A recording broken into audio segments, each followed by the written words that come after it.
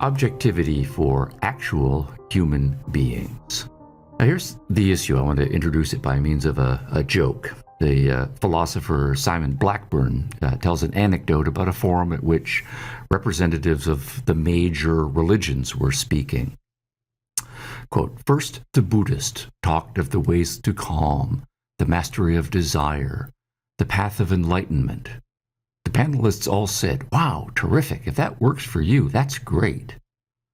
Then the Hindu talked of the cycles of suffering and birth and rebirth, the teachings of Krishna and the way to release. And the panelists all said, 'Wow, terrific. If that works for you, that's great.' And so on until the Catholic priest talked of the message of Jesus Christ, the promise of salvation, and the way to life eternal. And they all said, 'Wow, terrific. If that works for you, that's great.' And he thumped the table and shouted, 'No, it's not a question of if it works for me. It's the true word of the living God, and if you don't believe it, you're damned to hell.' And they all said, 'Wow, terrific. If that works for you, that's great.'" Now, the joke highlights the challenge for making the case for objectivity in a skeptical or post-truth age. By skeptical and post-truth, I mean the view that on principle, nothing can be known, and or that cognitive success concepts such as truth, objectivity, and certainty should be abandoned. So what of any truth or value claim? For example, suppose one wants to defend some sort of liberalism against authoritarianism. Now here I'm just going to use liberalism generically to mean any sort of freedom-oriented, democratic, republican, market-friendly society. Now, as with the insistent religious panelist, the liberal faces a double challenge here. One is that socially, liberalism does resist imposing itself on other people. It valorizes individual judgment as the final court of appeal for each of us.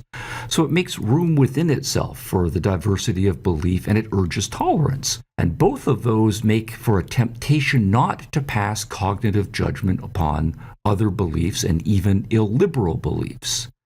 So I think liberalism is best, but maybe illiberalism works for you. That's going to be a temptation. The second challenge is that establishing the truth and objectivity of such general and abstract beliefs as liberalism requires. Individual rights are universal. Constitutional principles should be absolute. Free and open markets are win-win for all participants, and so on. That's not only a difficult positive cognitive achievement in its own, but it also requires an effective response to the negative attacks on every element that goes into complicated cognitive achievement. And when we break down what human cognition in all of its robustness involves, perception, data gathering, conceptualization, proposition formation, analytic and synthetic tools of mathematics and logic, it's very daunting. So if I want to say that, say, liberalism is best, am I speaking the truth? Do the facts and the evidence and the arguments make my assertions justified? Consequently, is my belief objective or subjective? Do I know it, or is mine just another opinion? Is it all just semantics? Or do concepts have real meanings? Do statistics lie or capture probabilities? Is history written by the winners and so dismissible bias? Or can we all genuinely learn from it? And there I was emphasizing a huge number of cognitive concepts, and the rich cognitive territory really is very rich and complicated, and any positive value theory needs, in addition to its value propositions, a good cognitive theory as part of its philosophical articulation. So what I want to do, though, in this episode is focus on two mistakes that regularly plague thinking about objectivity. One is the mistake of seeing two options in cognition or any part of one's epistemological theory, when in fact there are three. Almost all of epistemology goes by three-way debates, but many people only see two-way debates. So here's an amusing example from a comedian, right, who said he felt guilty about his girlfriend's death and was very sad about it. Apparently they were at a party and she'd had too much to drink. She wanted to leave and she asked him to drive her home, but he was having great fun at the party and he wanted to stay. He didn't want to drive her home. Now she insisted that he drive her home and they got into the big argument. And then he said, he really didn't want to leave, so he shot her. Now, in logic, we call this the fallacy of false alternative, taking there to be only two alternatives when there are at least three or more alternatives available. Now, that's a good joke, but in philosophy, the fallacy of false alternative is rarely committed as crudely as that. In the case, though, of objectivity, the fallacy is committed in holding that the only alternative to some sort of naive intrinsicism about knowledge is some kind of philosophical subjectivism. And so in many cases, the debates about epistemology are between forms of intrinsicism versus forms of subjectivism, each saying that the other is the only alternative. Objectivity is a third distinct position in cognition. And there's more on that to come. I'll define those terms and more specifically. Second common mistake is not to spot an assumption that in fact drives the whole argument. And this is a general problem that plagues philosophy. Hidden premises are often killers. Now, another joke, a comedian quipped, "Of course he's a chauvinist pig. He's a male, isn't he?" Now, that's kind of funny, but right, logically, it's a fallacy of implicit denial. There's a false but implicit premise in the joke, and it has to be made explicit and challenged. Though again, in philosophy, the fallacy is rarely committed so crudely.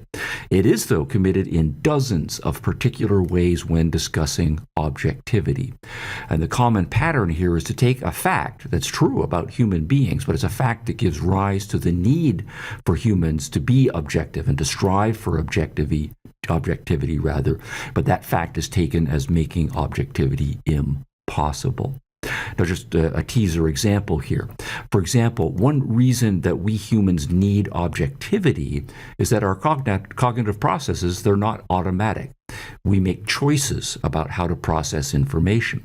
So we need to pay attention to how we are making those choices. But an implicit dismissal argument will say, well, we make individual choices when we're thinking, so it's all subjective. Now, the killer assumption here is that choice makes objectivity impossible, and that often resides and remains rather as an implicit assumption. So what I want to do is I'll give a range of examples and analyses of both mistakes, along with quotations from some representatives who make them. Then, with the ground cleared, I'm going to, toward the end, sketch a positive account, a healthier account of objectivity for actual human beings. Now, the issue matters, once again, if we go back to defending, say, any sort of liberalism against various forms of authoritarianism, and it matters because if we abandon reason and objectivity, then we get subjectivism. And if we get subjectivism, then we get relativism. And if we get relativism without recourse to reason, then we get brutality. And since brutality is incompatible with a liberal society, it is morally imperative for liberals to seek and preserve objectivity, and that means doing some epistemology and cognition theory. But that's a very long philosophical road, compactly stated.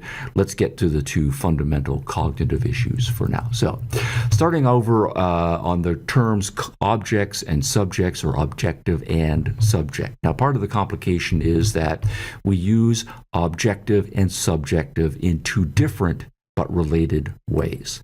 Now, one way is to distinguish what is out there from what is in here. And right now I'm just pointing at my head for the in here. Out there is objective reality, made up of rocks and rivers and planets and people and much more. In here is subjective reality, made up of perceptions and memories and concepts and more.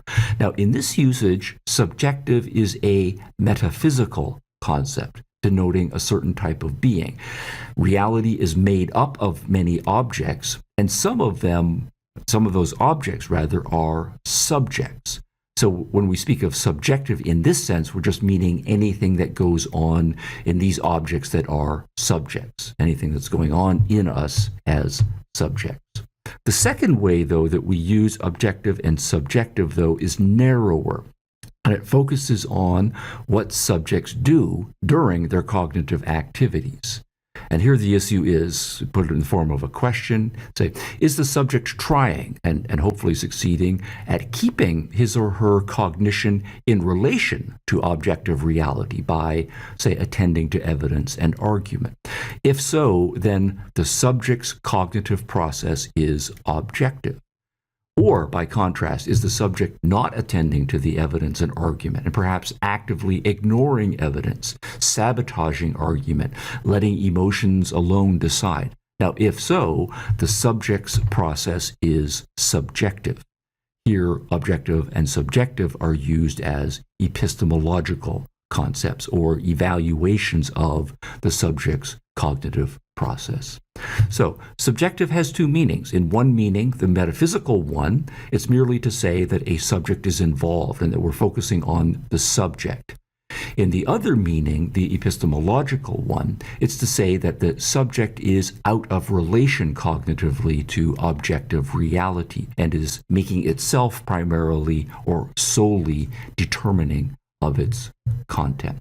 And objective has two parallel meanings. In one meaning, the metaphysical meaning, it designates some aspect of reality. In the other, the epistemological, it is to designate what subjects do cognitively to form and maintain their cognitive, or their conscious rather, connection to reality. So using one's mind objectively, it's a description of the process, and objective belief describes the result. So subjective belief is initially ambiguous, and it could mean two different things. It could mean merely that any belief is a property of a subject, right? Or it could mean that the belief in question is disconnected from reality. That is to say that objective processes were not followed in arriving at or holding the belief. Now, the next issue is the big one. Once we got the clarifications of the terminology in place, is epistemological objectivity even possible? Now, human cognition is an extraordinarily complicated process, and in my view, psychology, linguistics, neurology, and cognitive science, all of which need to make a contribution, all of them broadly are still in their youth, if not in their infancy. Even so, some very quick and dirty philosophical temptations should be resisted. Now, one temptation when you're dealing with difficult cases and complicated territory is, particularly in cognition, is taking confusion there and going directly to the most difficult cases and finding problems there and then concluding from that the whole thing is just generally impossible. So, for example, it is a complicated process still to show what objectivity entails in cutting-edge science or in interpreting literary texts with multiple layers of meaning. That's the most sophisticated stuff that human cognition can do. So what we should be doing is starting with the simpler cases, with the easy cases, to work out the basic criteria of objectivity and then scale up to the increasingly complicated cases. By analogy, suppose we're looking at robins, we're children, and we're looking at robins and chickens and hawks, and we're trying to define the concept of bird. But we immediately jump to, well, what about penguins, right? Well, then we're setting ourselves up for frustration. Now, a variant temptation is the philosopher's sin of taking the lack of a good theory about something as implying that whatever it is that you're trying to explain, it doesn't exist. Right? So objectivity can be complex, but not right now being able to come up with a cognitive theory that explains it all should not lead one to set aside its reality. So the entrepreneur Mary Kay Ash, she makes the point very pithily. I like this quotation, quote, aerodynamically, right? That is to say, in terms of aerodynamic theory, the bumblebee shouldn't be able to fly, but the bumblebee doesn't know it, so it goes on flying anyway. Now, the same thing holds for objectivity. We are objective, and we can be much more objective than much philosophical theorizing gives us credit for. So the fact that the weaknesses or the incompletenesses of current theories of objectivity does not imply that objectivity does not exist. All right, so let's now, with those preamble type remarks, focus in fuller detail on the widespread and seductive challenges to objectivity. Just to recap quickly, one is taking some form of intrinsicism, and that's the view that for knowledge, objective reality alone should be operative and kind of stamp itself upon a passive subject's mind, taking that as your standard for objectivity. And then when that intrinsicist view fails, as it must, to conclude that then only some sort of robust subjectivism is the alternative. Objectivity is a third alternative, distinct from both intrinsicism and subjectivism. And then the second challenge flagged earlier is the very common practice of taking facts that give rise to our need for objectivity. For example, that our awareness is finite, that we have perspectives, that we make choices, that we have background influences, that we can have biases, that we have emotions, and so on, and using those facts about human beings to conclude that objectivity is impossible. Those are precisely the reasons why humans need to engage in and attend to objectivity. They should not be taken as disqualifiers of objectivity. All right, so let's start with the false alternative, or the only two alternatives problem. So, in short, the problem arises philosophically for those who have difficulty integrating the two facts. Both an object and a subject are involved in cognition. Now, the reason for this is consciousness is a relational phenomenon. Right? It's a mind in relation to reality, right? Or it's subjects with certain equipment in place responding to energy patterns when they impinge upon it from reality. And what happens is one side wants to reduce knowledge to the object side of the equation only, and that's intrinsicism, and the other wants to reduce it to the subject only, and that's the subjectivism. So they want, in effect, for it to be an out-of-relation phenomenon rather than a relational phenomenon. But objectivity is the practice of maintaining a relationship. It's maintaining the relationship between one's consciousness and reality, with reality setting the basic terms. So consciousness does have an active role to play in gathering and processing the data about reality, but that consciousness does not get to make up the terms. Consciousness is first a response to reality, or in relation to reality phenomenon. So objectivity thus is in broad contrast to the other two positions in the history of philosophy, intrinsicism and subjectivism. Now, more about intrinsicism and some examples. So intrinsicism holds that reality alone sets the terms, that consciousness is such a passive and derivative phenomenon that when we want to talk about the nature of reality or our knowledge of reality, that we should understand our minds or our consciousness as some sort of mirror that's held up to reality, such that reality writes upon it or is reflected in it, or that all that consciousness does is reflect things passively that nature or supernature is shining upon it. Or, to change the metaphors a little bit here, consciousness is like some sort of lump of plasticine upon which reality is stamping its identity.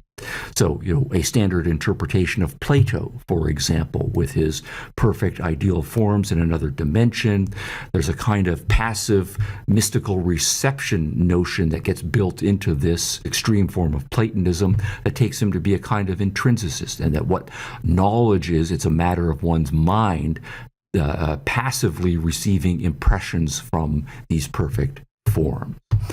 Now, subjectivism is the other option, and what it does is it holds that consciousness alone sets the terms for knowledge, and reality kind of drops out of the picture.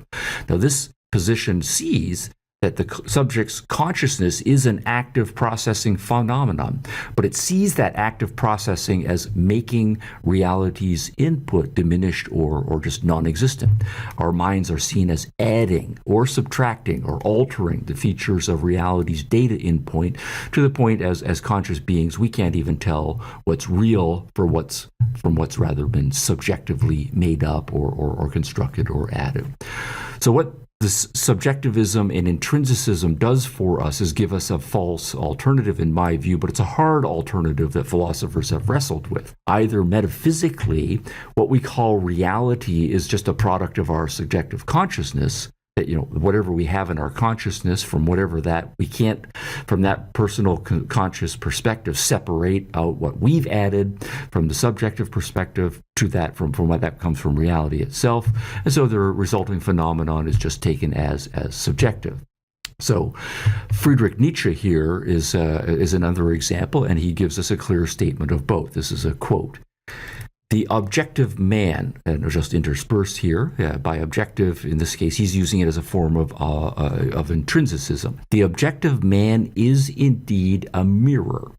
He is accustomed to submit before whatever wants to be known. End of the quote. But then picking it up some more, the objective man is only a delicate, carefully dusted, fine, mobile pot for forms that still has to wait for some content or substance in order to shape itself accordingly. For the most part, a man without substance and content, a selfless man, unquote. So what Nietzsche is then saying here is that to be objective, only what's intrinsically out there in reality could be operative.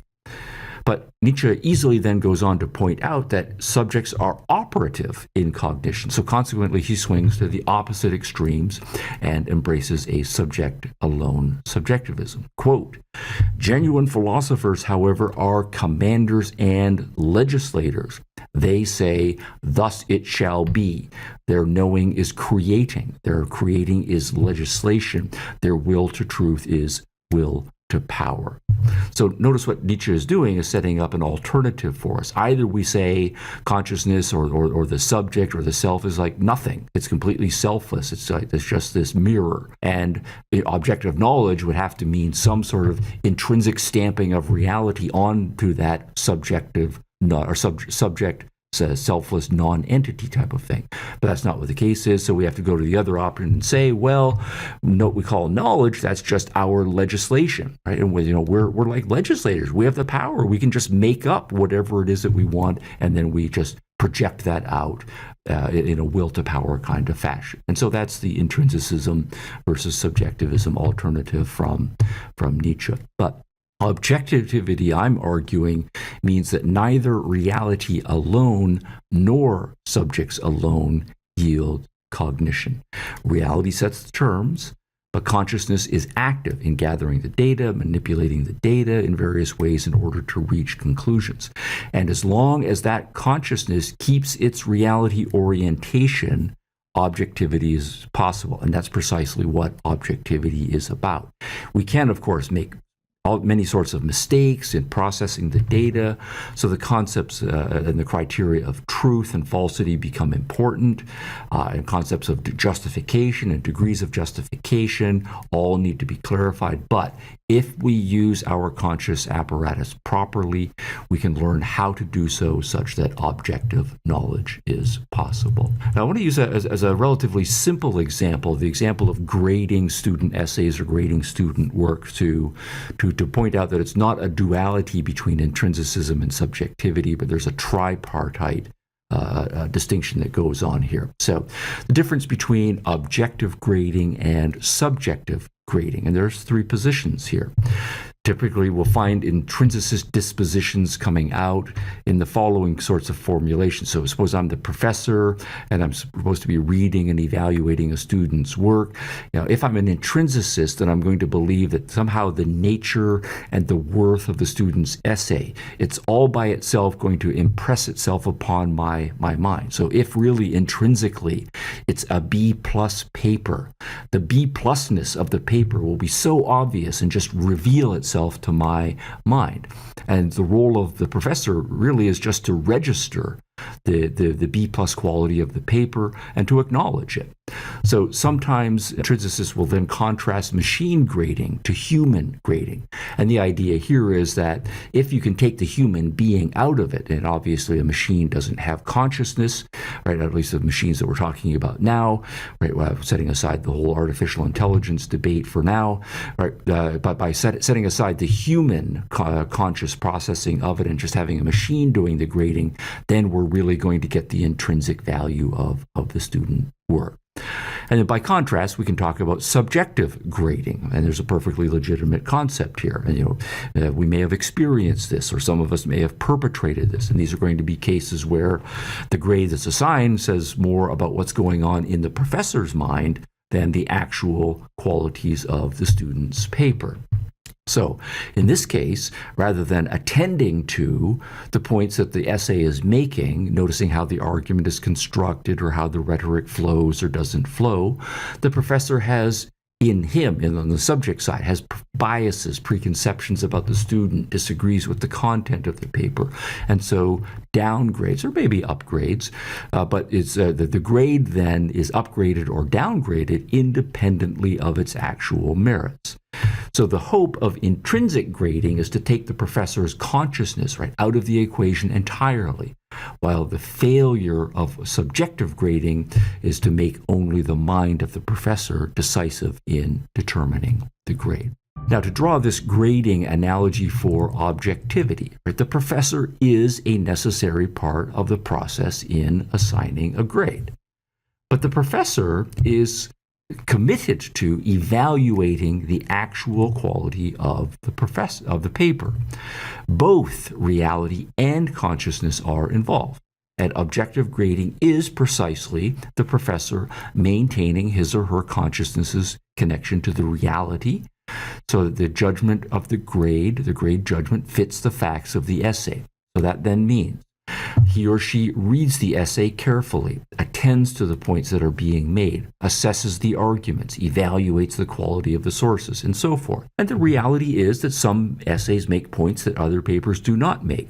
Some are structured in ways that are different from the way other papers are structured. The essays have actual features, and the professor becomes aware of them.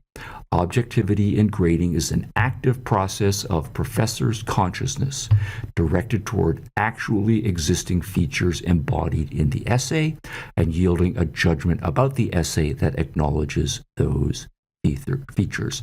It's neither subjective nor intrinsic. So we have to get past this historical divide that has often plagued many aspects of the history of philosophy, between those who want to see reality itself as just stamping itself onto passive minds, and those on the other side who wants to see the active consciousness as necessary to the whole process, but then since the consciousness is involved, reality somehow becomes invisible and entirely drops out of it. But consciousness is a relational phenomenon, and objectivity is about using our consciousness to maintain our reality orientation. Now, it's one thing to macroscopically conceptualize objectivity as a third alternative to intrinsicism and subjectivism, but as always, the devil is in the details of cognition. As one scales down microscopically to each of the many conscious processes involved, sensation, perception, conception, memory, emotion, and so forth, maintaining the awareness of the three alternatives and their implications for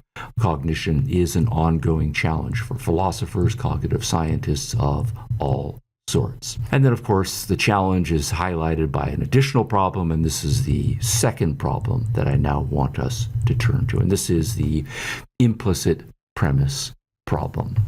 Now, it's normal in ordinary and uncontroversial situations for us not to state much background knowledge and to rely on it as unspoken assumption. So we'll argue that all humans are mortal, so Socrates is mortal, and we'll leave implicit in our formal statement the knowledge that Socrates is human. Or an everyday example, you should take your umbrella today because it might rain. Right? Well, that works with a series of implicit premises. Well, rain makes you wet.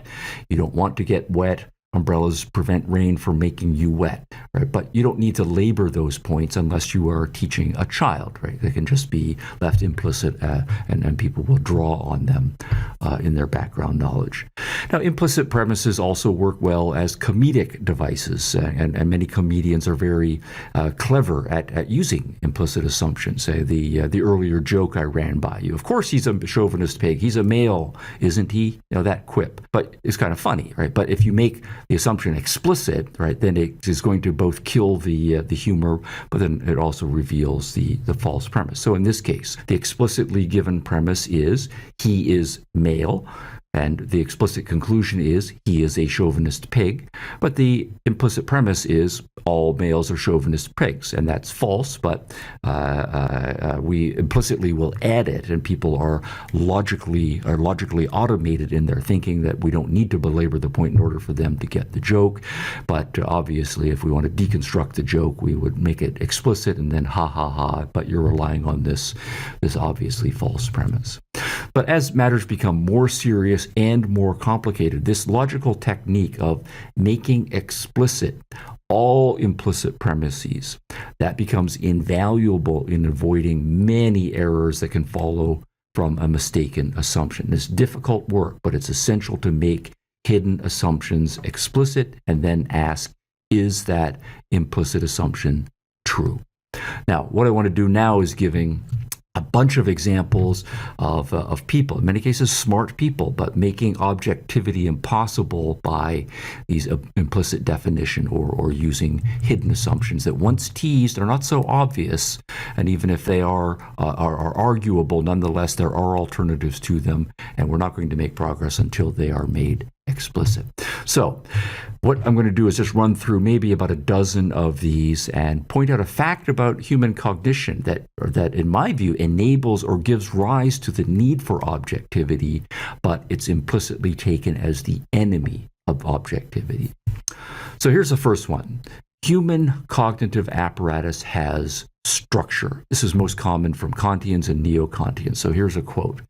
Quote, "The mind has a structure, and that structure means the mind can never objectively grasp reality," unquote. Now, in this case, I'll do the reconstruction. The explicit premise is the mind has a structure, and that fact alone then is to lead to the conclusion the mind can never objectively grasp reality.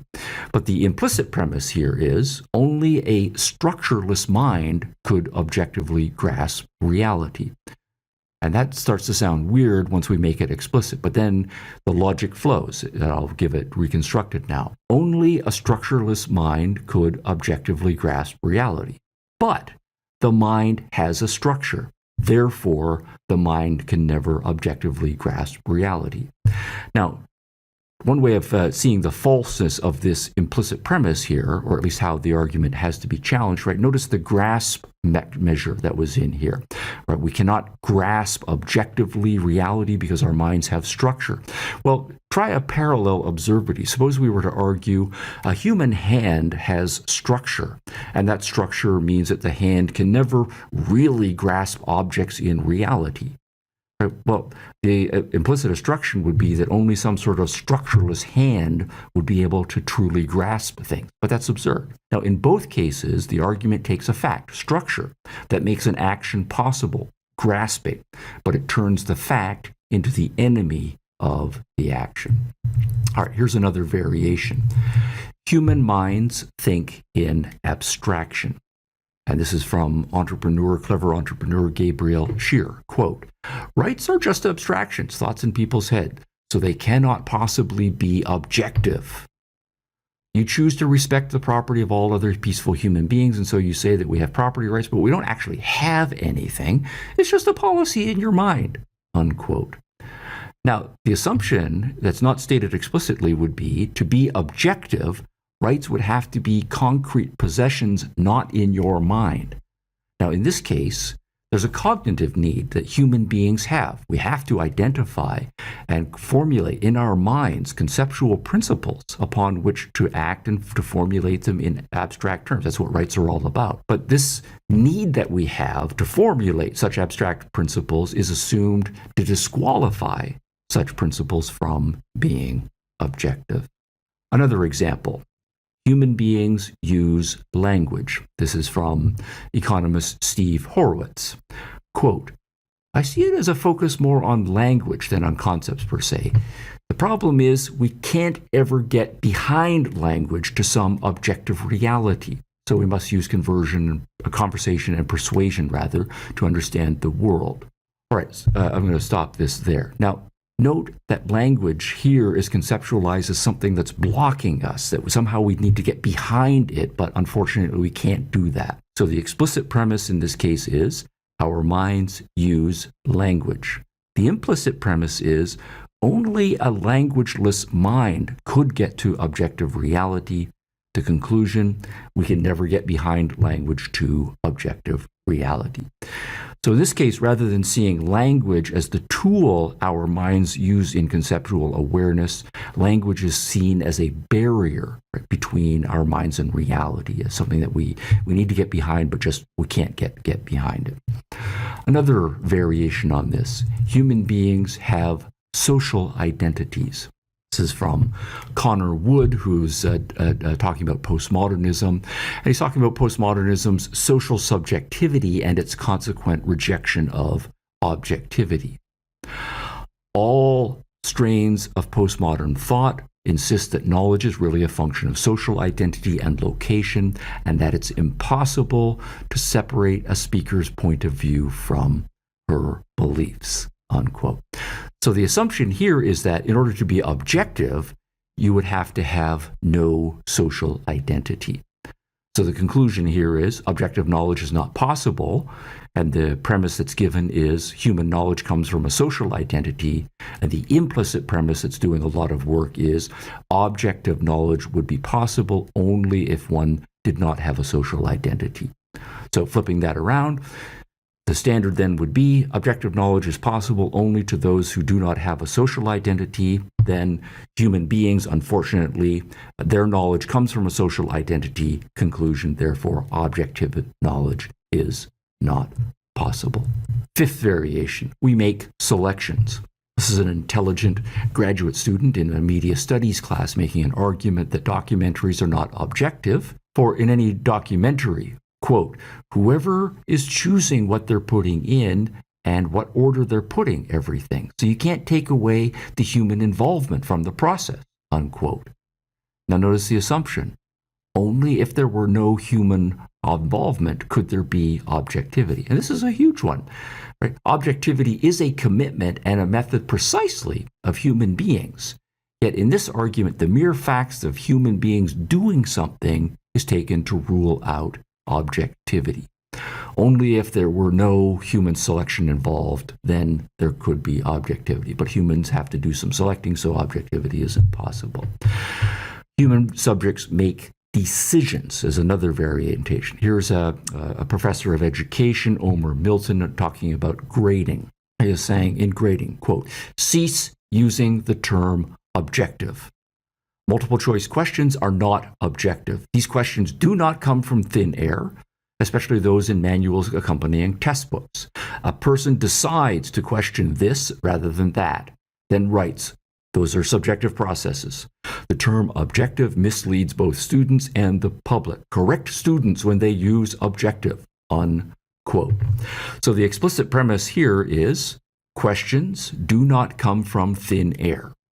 And the implicit premise is only questions that came from thin air would be objective. Conclusion, questions are not objective. Now, the thin air metaphor here is a version of intrinsicism, right, with its assumption that the cognitive item would have to arrive at methods that involve nothing on the part of the subject or the person who's making up the questions. Again, rather than seeing objectivity as a type of process that knowing subjects engage in, objectivity is assumed to be some sort of entirely subjectless, thin air imposition happening. Interpretation involved, my seventh example. Here's historian Ole Bornedal. Quote, history is not a fact. There is always going to be an interpretation of what history is, unquote. So in this case, the explicit premise is history is always interpretation. The implicit premise is anything that involves interpretation cannot be a fact. Conclusion, history is not factual. All right, so here, human beings are interpretive beings, but the mere fact that we are interpretive beings is taken a priori to rule out objectivity and factualness. Another variation, construction, is involved in what we do cognitively. Here's another from professional historian Hayden White. He's deconstructing history. Quote, many historians continue to treat their facts as though they were given and refuse to recognize, unlike most scientists, that they are not so much found as constructed by the kinds of questions which the investigator asks of the phenomena before him, unquote. Consequently, he goes on to argue the objectivity standard, so-called objectivity of the empiricist paradigm, doesn't exist, and so history, argues White, should just be reconceived as the telling of stories based on subjective interests. Now, to reconstruct this argument, the explicit premise is facts are constructed only on the basis of questions raised by the investigator. The implicit premise here would be objective facts would have to be unconstructed and prior to questions raised by the investigator. And the conclusion then would be objective facts just don't exist. Another invariation. Human beings change their minds individually and across time. Here I'm going to paraphrase libertarian Thaddeus Russell, from a debate from a couple of years ago. Quote, we can't say any view is objectively true because people have changed their minds about it over the years and centuries, unquote. So here's the explicit premise. Human beings have changed their minds. The implicit premise to make this work logically would be a belief would be objectively true only if all humans at all times believed it and they never changed their minds.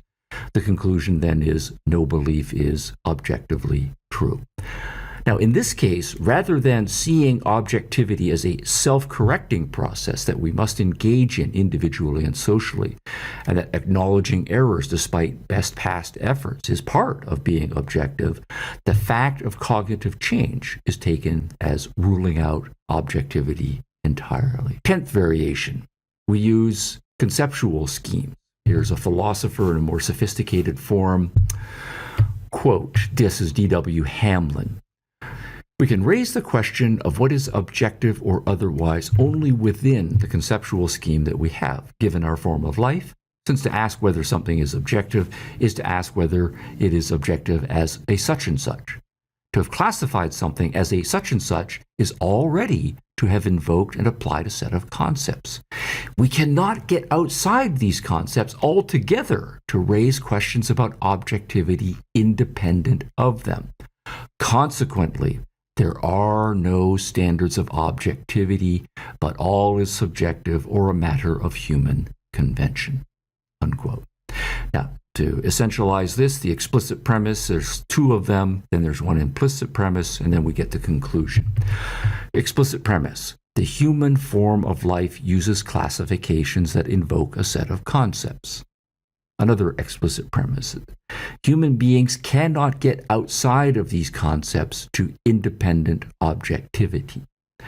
Implicit premise, well, only an independent of human concepts standard could be objective. Conclusion, there is no objective standard. 11th of my 12-point list here. There are others, but we'll break it off after 11 and 12 just to show how widespread the variations are here. We have opinions, and the mere fact that we have opinions is in many cases taken as disqualifying objectivity. So here's an art historian critiquing another art historian. Quote, objectivity is a cardinal rule in the discipline of art history.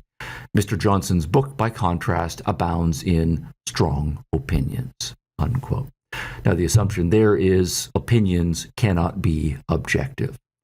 And by contrast, instead, what we should, I think, be doing is saying opinions are views that are held by individuals about which there is real controversy, and of which the individual should be able to recognize that there is controversy, then recognize that the evidence and the argumentation may not yet be conclusive.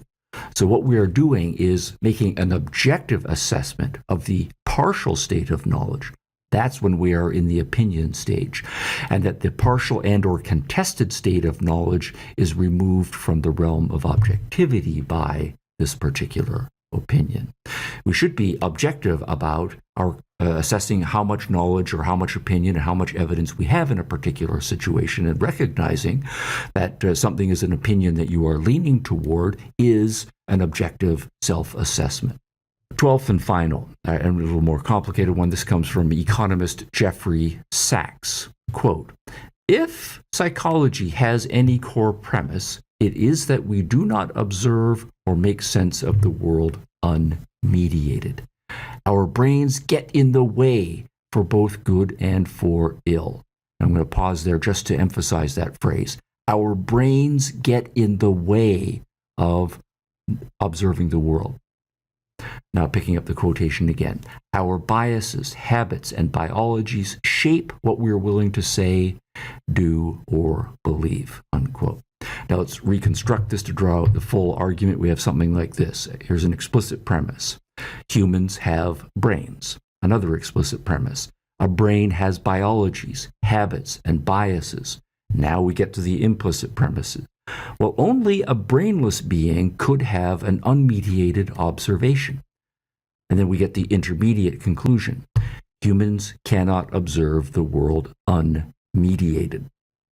Another implicit premise. Only unmediated observation could be objective. And then the final implicit conclusion, humans cannot know the world objectively. Now let me just run that through.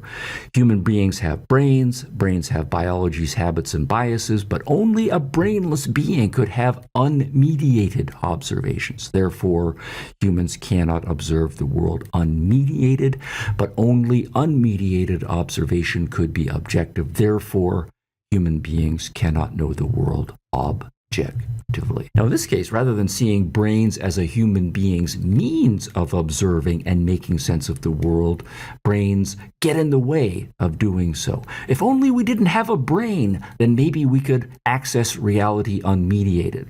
Now, of course, that makes the position seems ridiculous, but that's exactly my point. There are various seductive and easy to make but ultimately ridiculous assumptions that lead to absurdity.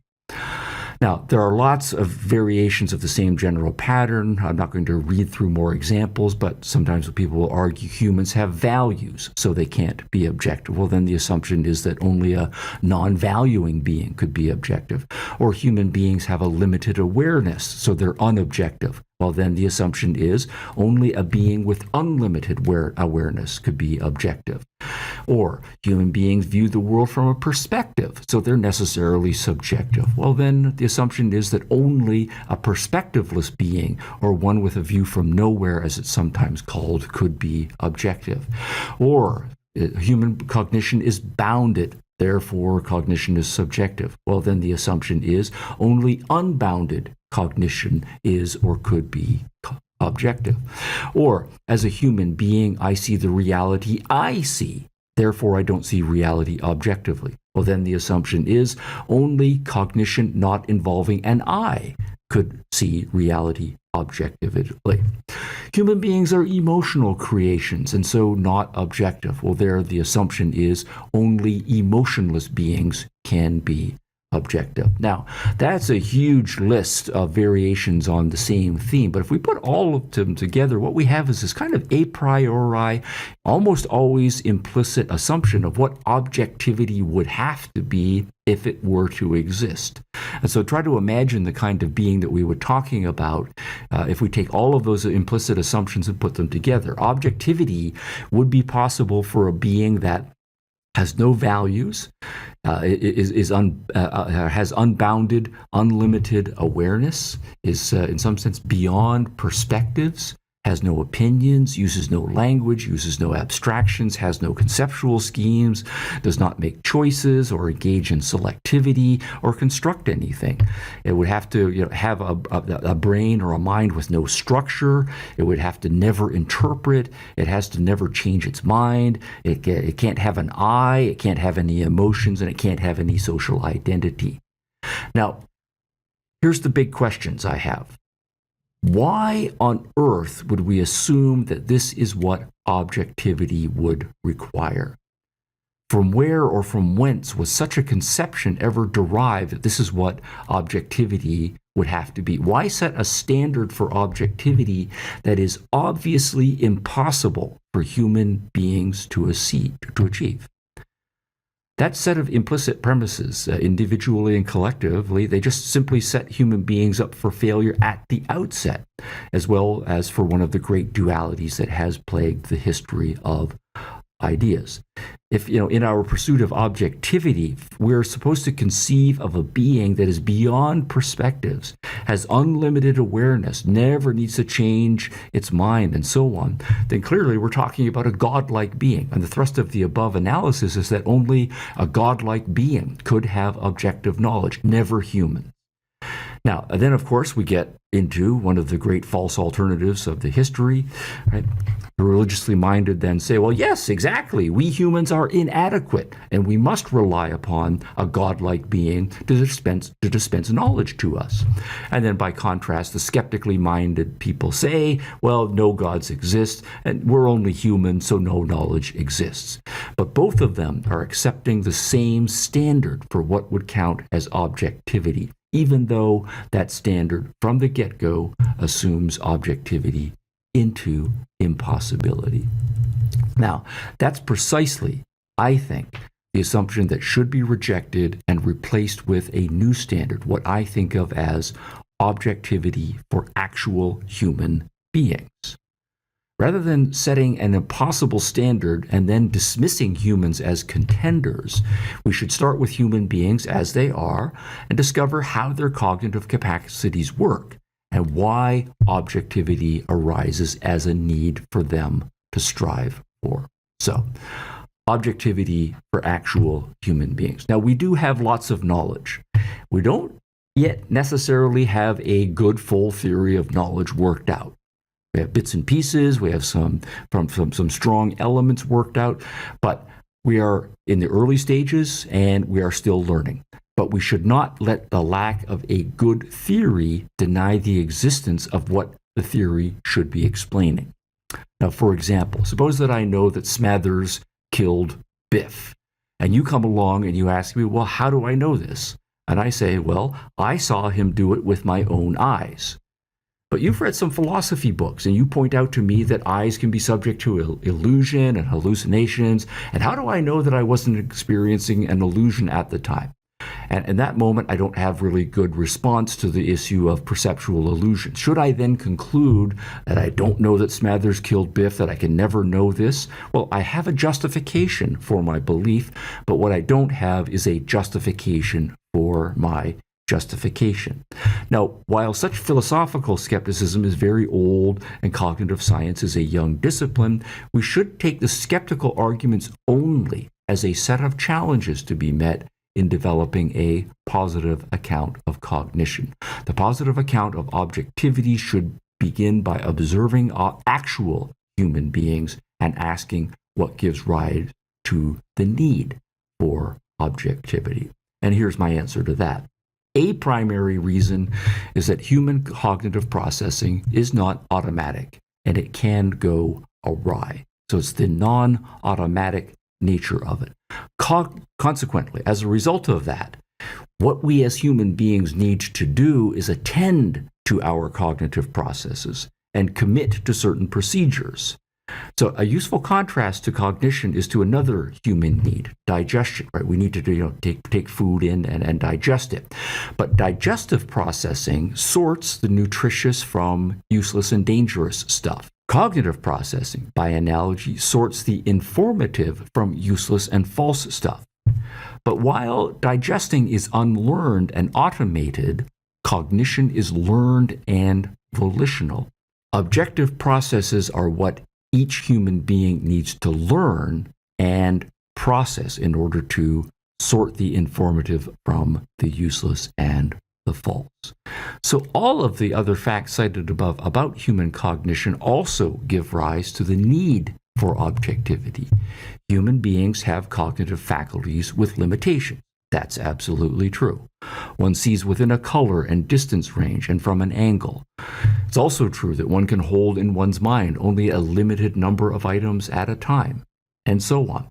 At the same time, one learns about one's cognitive limitations. So one learns that in order to make an objective judgment about something beyond one's immediate cognitive limit, one needs to do extra work to see an object from different angles and from different distances before making a strong judgment about its features. We know that one can form snap judgments, but also one can recognize and pursue the objective principle of viewing as many perspectives as necessary.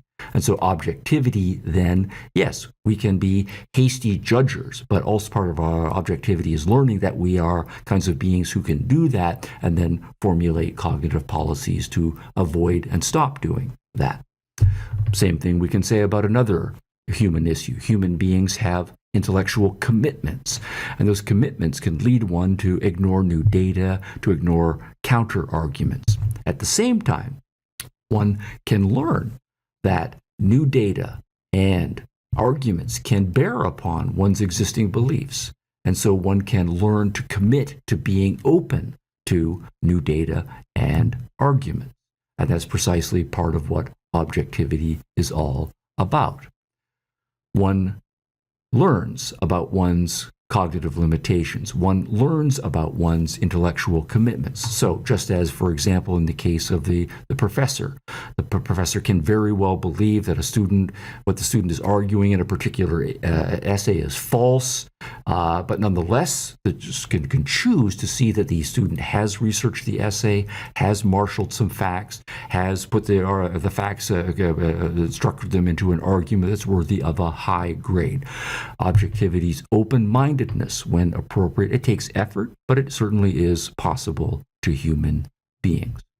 Human beings have emotional commitments, and those can make one want to ignore undesirable facts and to imagine certain fantasies to be true. At the same time, one can introspectively and self-reflectively learn that one's emotions can lead one into temptation, and that one needs to learn to use one's emotions rather than be used by one's emotions. So, for example, I can emotionally be invested in my sports team, and I can let my desire that they win cloud my judgment and say, make bad predictions and even make bets based on emotion rather than on judgment.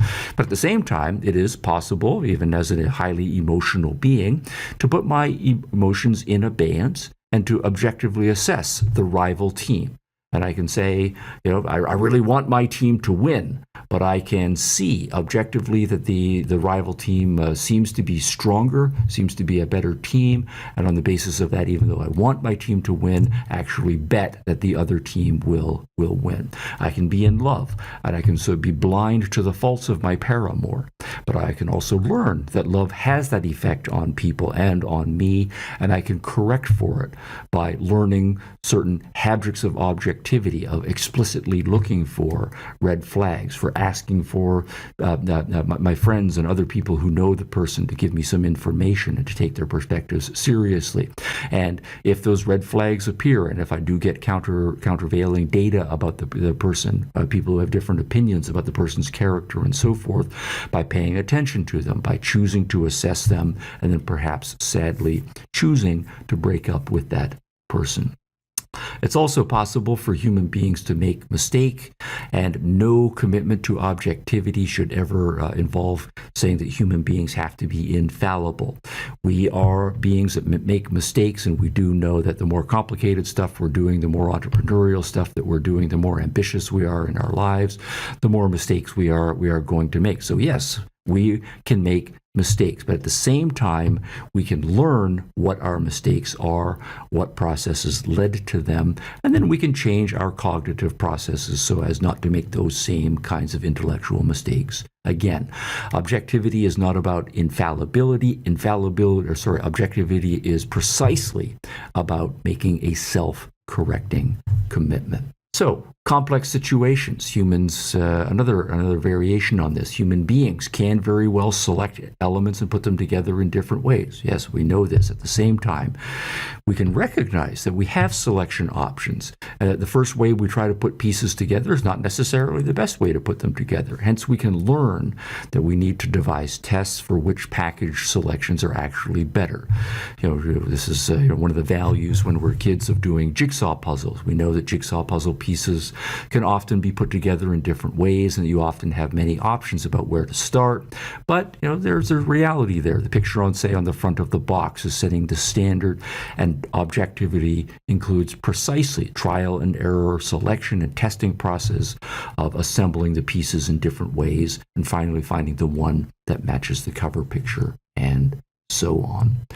So, to put it negatively, objectivity means not engaging in wishful thinking, or rationalization, or evasion, or dogmatism, or hasty judgment, or laziness. All of those are possible for them, but all of them contribute to our need for objectivity.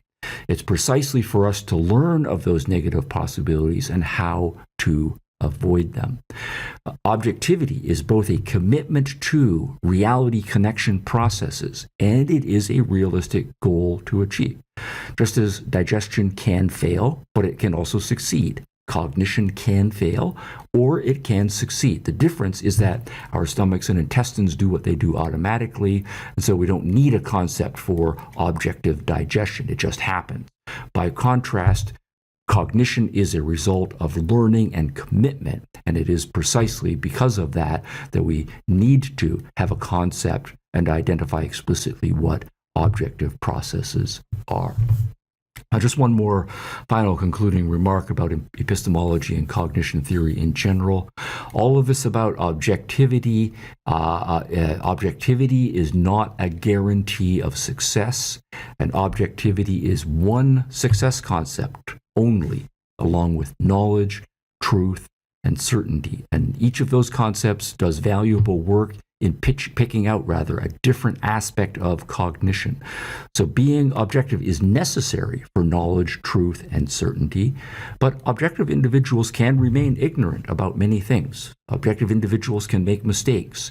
They can achieve probabilistic degrees of justification less than certainty. So the cognitive terrain here is very rich, and more specification is still needed to be determined about when objective processes yield knowledge, when they yield truth, and whereupon the various possibility, probability, certainty spectrums one's judgment is in any particular case.